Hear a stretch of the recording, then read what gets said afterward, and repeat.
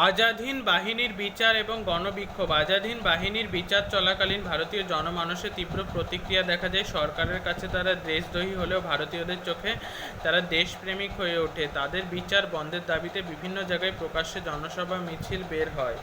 ওই বাহিনীর অন্যতম সদস্য রশিদ আলীর মুক্তির দাবিতে পথে নামে বাংলার ছাত্র সমাজ। গণবিক্ষোভের আঁচ পেয়ে কংগ্রেসের কয়েকজন নেতা বন্দীদের পক্ষ নিয়ে আদালতে উকিল হিসেবে হাজির হন।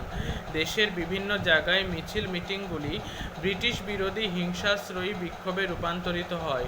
সম্প্রদায় নির্বিশেষে সমাজের বিভিন্ন স্তরে মানুষ সেগুলিতে যোগদান করে। মনে রাখা দরকার, সুভাষচন্দ্র তার ফৌজের মধ্যে হিন্দু, মুসলমান, শিখকে একসঙ্গে রেখেছিলেন, আলাদা করে ধর্মভিত্তিক ব্যাটালিয়ন তৈরি করেনি। 1946 খ্রিস্টাব্দে বিচারাধীন বন্দীদের শাস্তি ঘোষণা হলেও গণ অভ্যুত্থানের আশঙ্কায় ব্রিটিশ সরকার পিছু হটতে 3 বন্দীকে মুক্তি দেয়।